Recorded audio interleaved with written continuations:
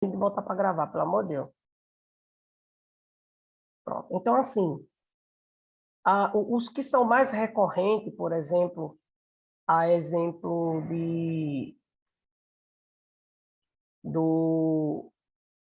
dos princípios mais recorrentes, uma das coisas importantes para o contraste ideal é que ele deve ter a dosagem correta, certo? É uma das coisas que aqui também não tem, dosagem correta. O médico tem que aplicar a dosagem correta. O que vai adiantar o médico solicitar um exame como esse e ele aplicar a dosagem errada e a imagem não aparecer? Então, de toda forma, não serviu, não vai servir em nada, né? Porque é a dosagem errada. Então, deixa eu colocar aqui o slide para vocês acompanharem. Então, além do poder de absorção que ele deve ter, isso são geral, de forma geral. Além disso, ele precisa ser de fácil acesso financeiro, como tem aí, barato, tem que ser baixa viscosidade, ou seja, ele não pode ser pastoso demais. Desde então, os pastosos que vêm, eles são diluídos. Vocês vão ver na próxima aula, a aula presencial que eu vou ter com vocês, eu já vou entrar nos exames em si. Eu já vou entrar já na parte de exames. Eu acho que não sei se tem alguém me chamando aqui, deixa eu ver aqui. Vou ver se tem. Eita, tem 4 alunos aqui, só um minutinho. Então, na próxima aula, a presencial, a gente vai ver essa parte dos exames em si. A gente vai ver todos os exames, assim, a grande maioria, os mais comuns, né? Os exames mais comuns que utilizam o contraste são os exames que a gente vai ver. Porém, a gente deve levar em consideração todas essas propriedades para o contraste ideal. Uma das, principalmente, como eu estava falando agora, é exatamente o médico saber a dosagem correta. Então, o que vai valer a gente fazer um exame? Opa! É bom vocês desligar, viu, pessoal? É bom vocês desligar o áudio de vocês. De que vai valer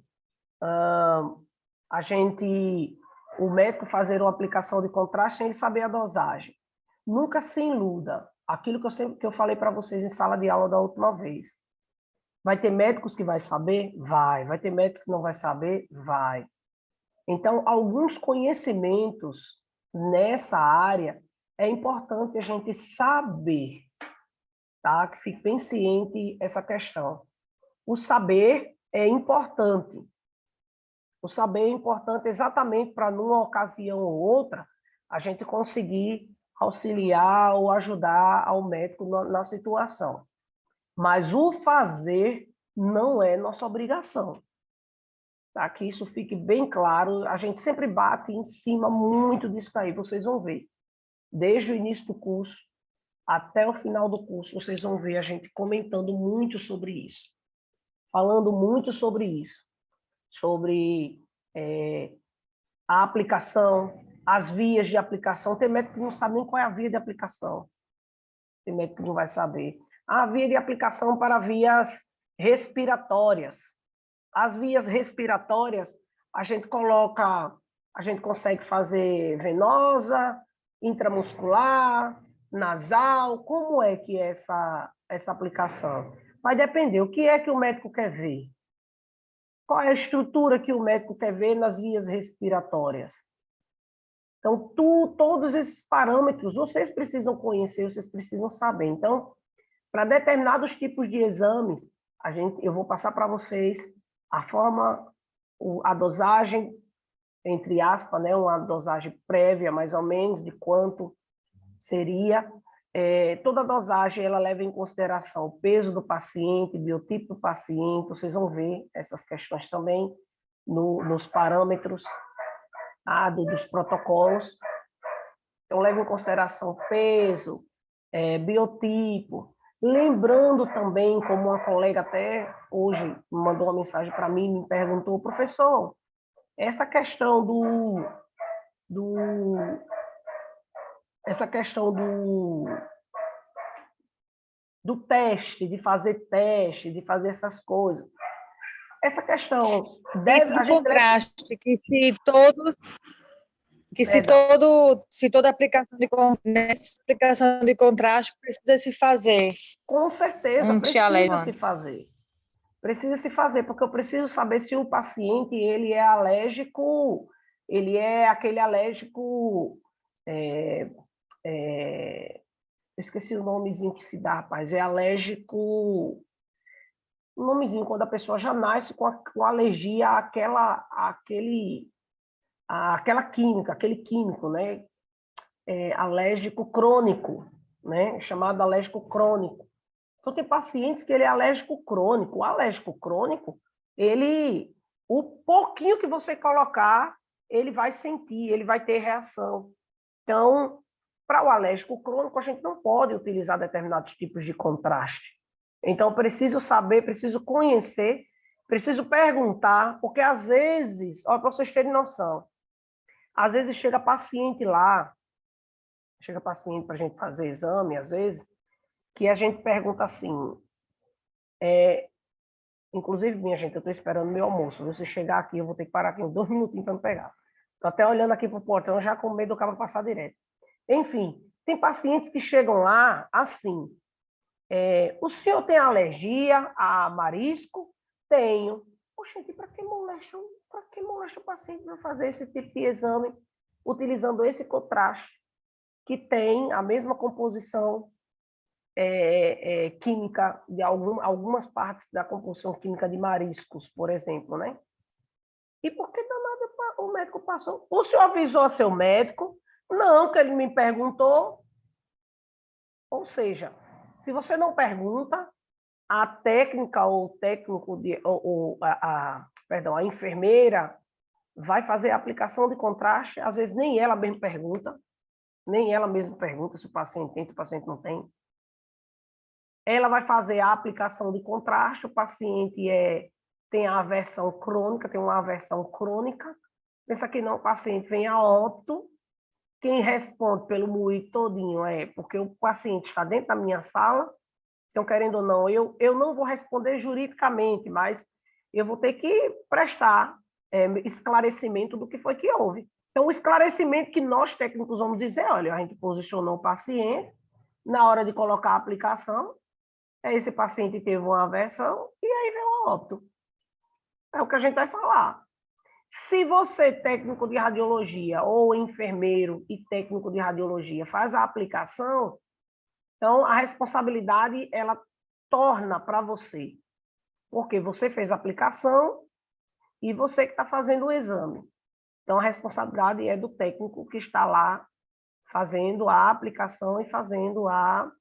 Lembrando, quem faz a aplicação é o enfermeiro, né? Só faz o enfermeiro faz a aplicação.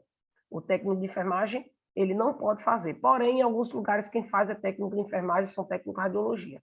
Por isso que eu falo, a gente precisa conhecer, porque a nossa legislação, inclusive, no finalzinho desse conteúdo, eu vou trazer essa parte na legislação onde ela abre um buraco enorme, na qual ela diz que o tecnólogo de radiologia, sob supervisão de um enfermeiro, pode fazer a aplicação do contraste.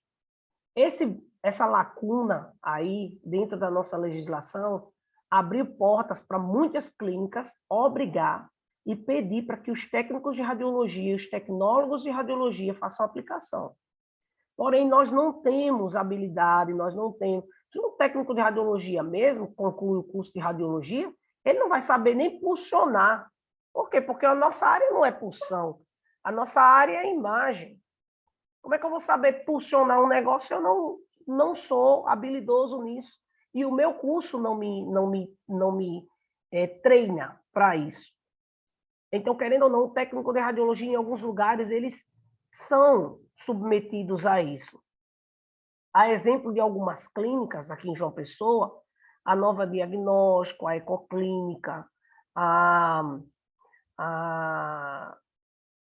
Diagson, a Nossa Senhora das Neves. Então, essas clínicas grandes, todas elas, quando elas contratam um técnico de radiologia, o técnico de radiologia lá trabalha em todas as áreas que tem dentro do setor. Então, se eles tiverem a área de medicina nuclear, que é a área onde se trabalha com o contraste, é uma área mais específica, os técnicos eles trabalham mais com exames contrastados com contraste. Então, se tiver essa área de medicina nuclear dentro do setor, dentro de um hospital, por exemplo, grande, como Nova Diagnóstico, Nossa Senhora das Neves, essas clínicas grandes, quando se tem, eles colocam o técnico de radiologia para fazer essa aplicação. Por quê? Porque eles não vão pagar para um enfermeiro ficar olhando para um técnico de radiologia fazer. Obviamente que vocês não vão fazer assim no cru, né? Eu não sei fazer, como nós vamos fazer funcionar? Eles colocam vocês para fazer um treinamento, tá? Um treinamento simples, onde o enfermeiro vai lá ensinar vocês a usar o gelco, o scalp, a fazer a aplicação, a saber a forma correta de pulsionar, a forma correta de pinçar, de encaixar a agulha, certo? Existe uma forma correta de encaixar a agulha, certo? A ponta da agulha, o bico da agulha é para cima, não é para baixo. Então, é toda uma forma de encaixe, todo um breguedê. E essas coisas, eles ensinam a vocês também a, num momento ou outro do paciente passar mal, fazer a reversão. Porém, o nosso conselho, ele é um conselho muito fraco, o nosso conselho de radiologia. Infelizmente, é duro se falar isso, é uma dura realidade se falar isso, mas o nosso conselho de radiologia, no ditado mais popular, dito, como diz o Matuto, é uma bosta, tá? Não presta para nada. A gente trabalha feito um jumento não reconhecido, tem esses problemas aí que, infelizmente, não são resolvidos. A gente faz denúncia e tudo, mas, infelizmente, não são. Então, o cala-boca dos técnicos de radiologia é o pirãozinho a mais, né? Que aí eles... Deixa eu ver se tem mais alguém aqui na... Será que alguém pediu para entrar, hein? Deixa eu ver aqui, viu, minha gente? Só um minutinho. Não, não tem mais ninguém, não. Então, o pirão fala mais alto. Nessas horas, o pirão fala mais alto. Então, os caras lá dão um cala-boca para os técnicos de radiologia.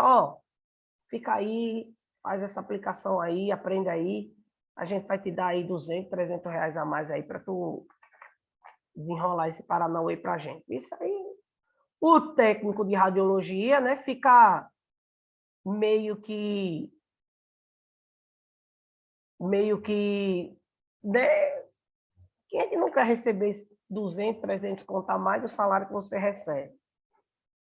É uma responsabilidade, Às vezes, até mesmo para a gente não perder o emprego, né? O primeiro emprego seu, você vai se submeter a tudo.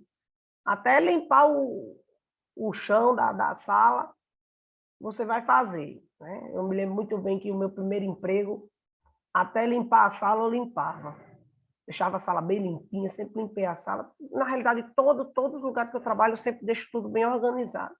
Sou meio desorganizado, às vezes, para algumas coisas, mas nessa questão do meu setor, eu gosto de dar as coisas tudo bem limpinho, tudo no seu lugar. E principalmente dentro do hospital ou clínica, que a gente precisa ter muito cuidado para não se contaminar, então eu prefiro fazer as coisas bem organizadas. Vai ter gente que está nem aí, chega lá, a sala podre, os contrastes, que teve tempo que eu chegar na tomografia, a tomografia toda melada de contraste, os caras não teve coragem nem de limpar mesmo, limpar de fato, fazer uma limpeza grotesca. Eles fazem uma limpeza superficial demais, quando pensa que não, o contraste ele mancha, ele mancha roupa, contraste ele mancha a mesa.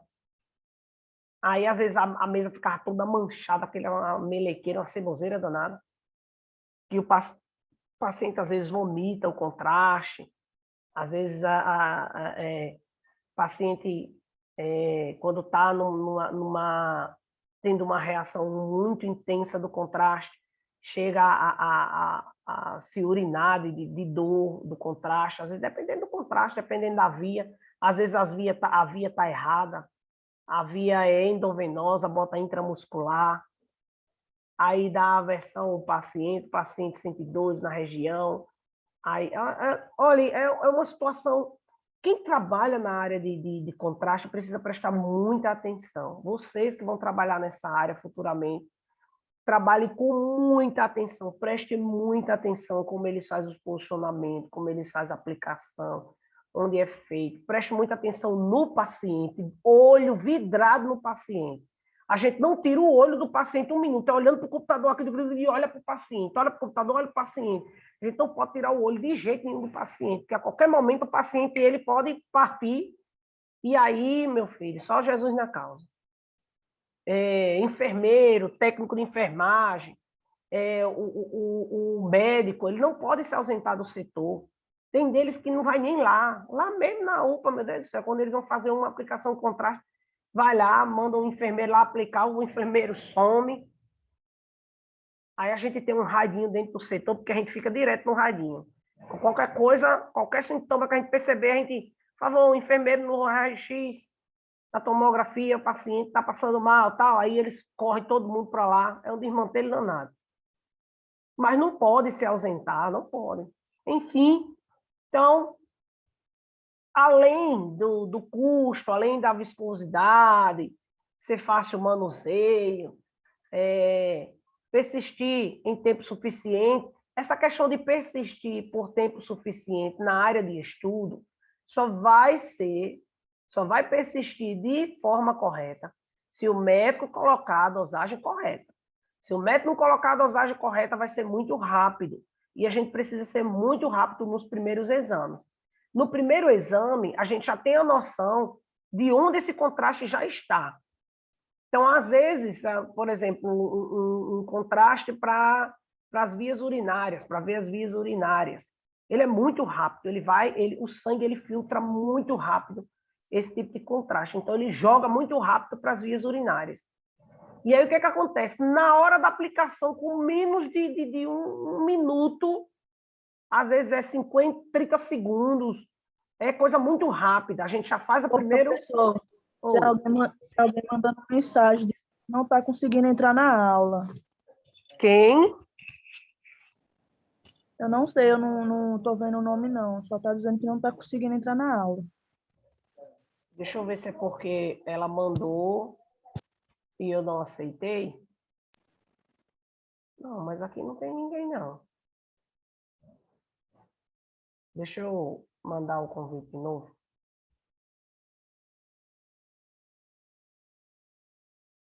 Espera aí, viu, gente? Só um minutinho. É o Edia, que está tentando entrar e não está conseguindo. Vou mandar lá no grupo de novo.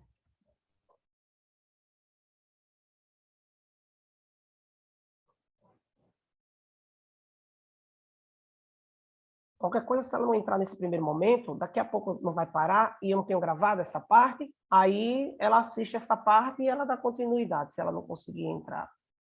Deixa eu ver se chegou lá para mim a solicitação dela.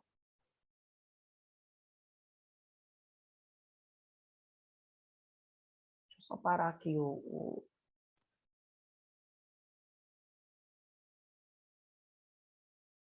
Não, não chegou a solicitação dela aqui, não. Esperar para ver. Às vezes também a internet influencia muito.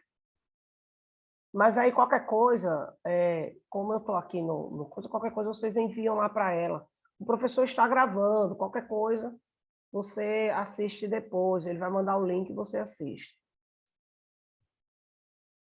Então, pessoal, é isso. Então, os princípios gerais é basicamente esses aí. Só que aí a gente deve levar em consideração N e N fatores esses a qual eu mencionei, e outros que a gente vai falar um pouquinho, dar continuidade agora aqui um pouquinho. Ele está gravando. Deixa eu colocar lá no slide. Então, pronto. Então, ter o poder de absorção, do não ser irritante ou produzir efeitos colaterais.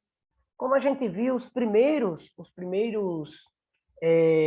contrastes, eles tinham uma dosagem muito alta, na qual eles causavam muitos efeitos colaterais no paciente. O paciente tinha muita náusea, paciente na época viam a óbito mesmo, de fato, devido à dosagem.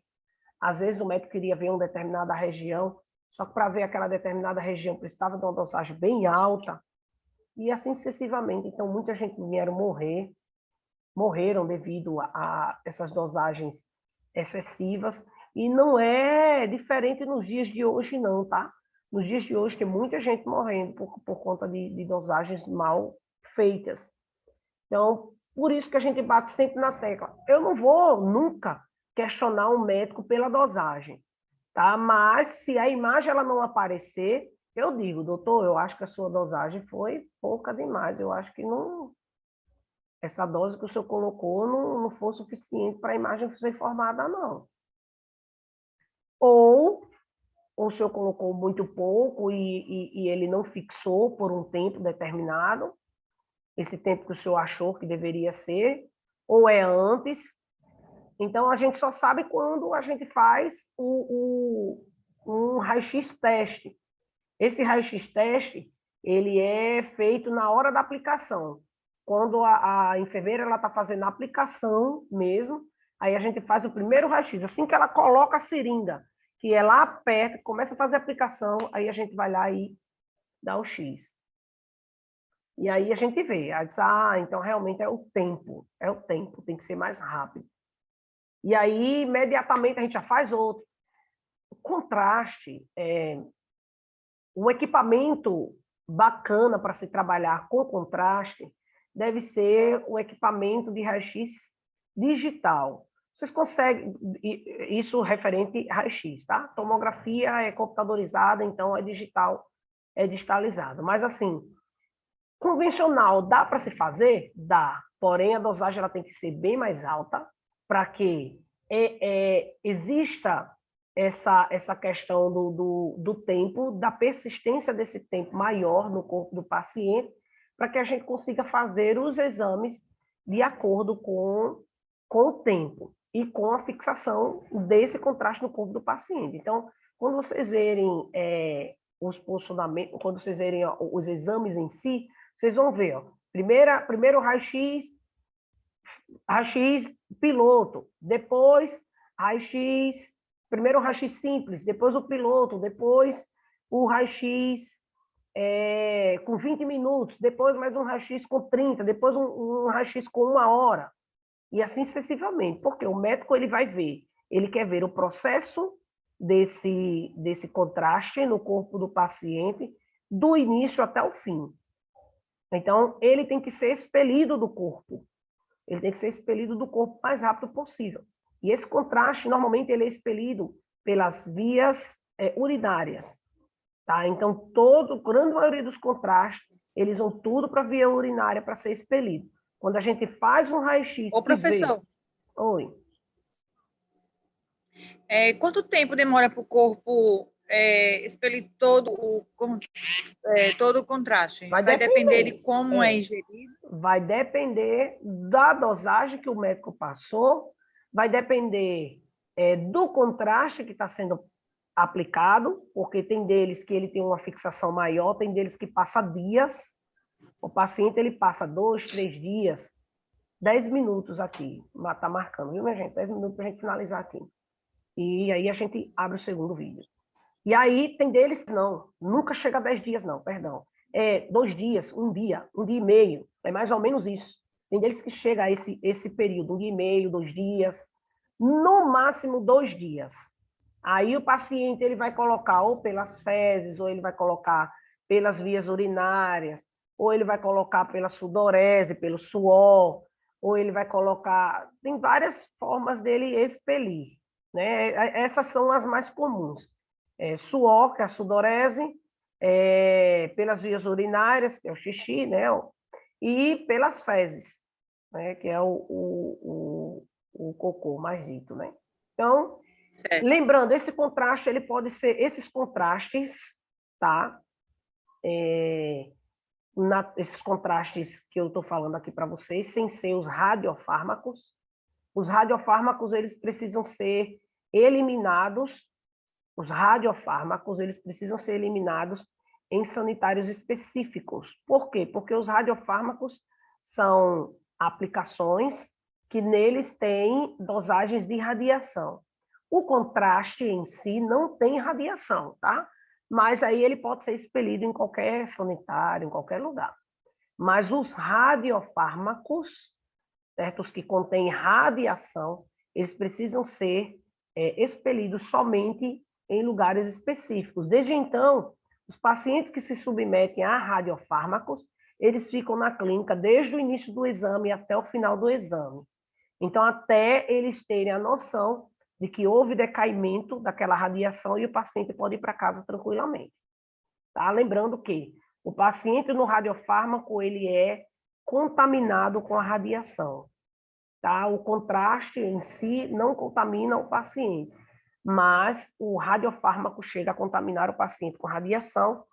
Do paciente vai sair radiação, essa radiação que vai sair do paciente pode irradiar as pessoas que estão ao redor. Por isso que o paciente ele fica interno na clínica até passar um bom período aí de tempo lá, tá? Para depois poder sair e ir para casa. Então, como a gente viu, né, os meios de contraste natural, os artificiais, a gente viu vários exames, certo? Então, existem algumas classificações de contraste. Uma delas é as insolúveis. As insolúveis são contrastes que não dissolvem nem em água, nem em gordura. Esses insolúveis, ele já vem pronto, tá? Ele já vem pronto. A gente não consegue diluir ele. Ele já é um contraste pronto. Ele já vem pronto exatamente para fazer a aplicação, tá? O hidrossolúvel, ele se dissolve somente em água. Lembrando, todo contraste no potezinho dele, tá? Vem dizendo que ele é insolúvel. Se lá tem dizendo insolúvel, é porque ele é tirado e aplicado diretamente ao paciente. O hidrossolúvel, ele precisa de água. Então, a gente pega a água e dissolve. A água que nós dissolvemos é mais o soro fisiológico. Só um minutinho, minha gente. Chegou o meu almoço. Só um minutinho. Só vou pegar aqui, viu?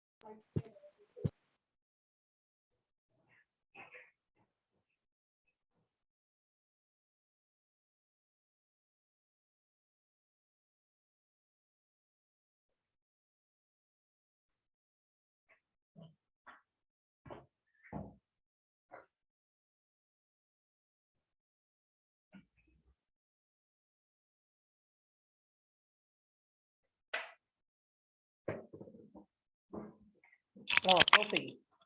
Então, acho que o tempo já está quase terminando, viu? Então, o insolúvel não dissolve em água e nem em gordura.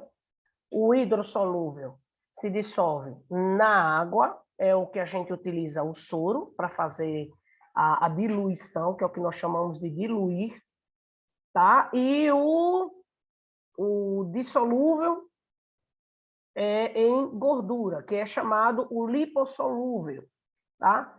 Isso vem no frasco. No frasco vem dizendo o tipo de contraste que é. Então, é importante você saber disso? Importantíssimo. Por quê? Quando chega lá, nem o trabalho de ler o frasquinho o povo tem. Então, esse daí é insolúvel, isso aí ele é diretamente aplicado no paciente. Normalmente, esses que são diretamente aplicados no paciente, ele já vem numa seringa, tá? Ele vem numa seringazinha e ele já vem prontinho. Inclusive, se eu não me engano, Nayana disse para mim que tinha uns frascos na casa dela. E eu acredito que nessa próxima aula eu vou levar para vocês dar uma olhadinha em alguns frascos que tem. Inclusive, ela tem desse, que é do insolúvel, e tem do hidrossolúvel também. Então, aí eu vou levar para vocês dar uma olhadinha para vocês verem. Não vai ter contraste dentro, tá? Mas o frascozinho vocês vão ver mais ou menos como eles são. Então, nós temos 3 classificações: insolúvel, não dissolve em água, nem em gordura, eu acho que vai finalizar, viu, minha gente? O hidrossolúvel, o lipossolúvel. Se finalizar, aí eu... Não, falta 2 minutos. Se finalizar, aí a gente volta de novo, tá? Continuando. Cadê o bicho? Não quer passar. Sim.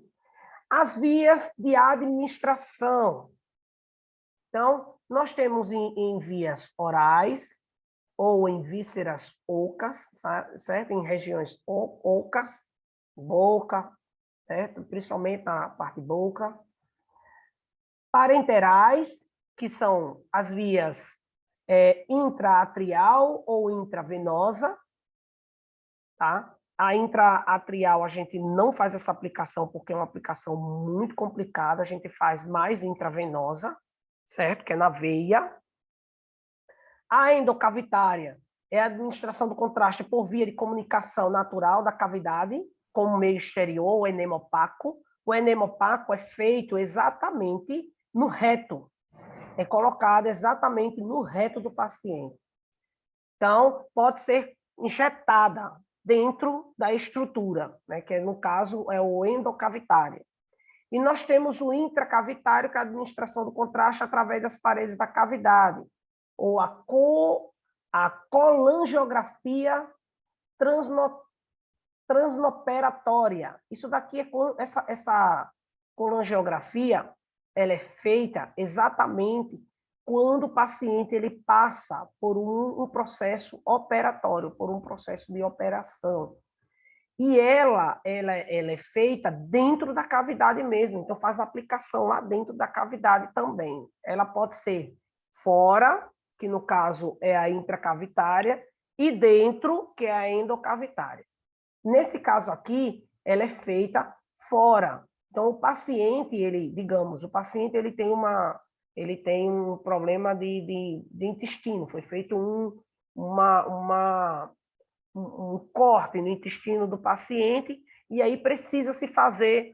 Deixa eu ver qual é o exame que comumente a gente faz. Tem um exame, 1 minuto, tá? Tem um exame, deixa eu lembrar, meu Deus. É para ver como é o nome dessa estrutura que tem no abdômen, meu Deus? É umas vísceras, umas musculaturazinhas que fica por cima do abdômen. Ele encobre o abdômen. Está na ponta da língua o nome do bexiguente, eu esqueci. A gente coloca, é injetado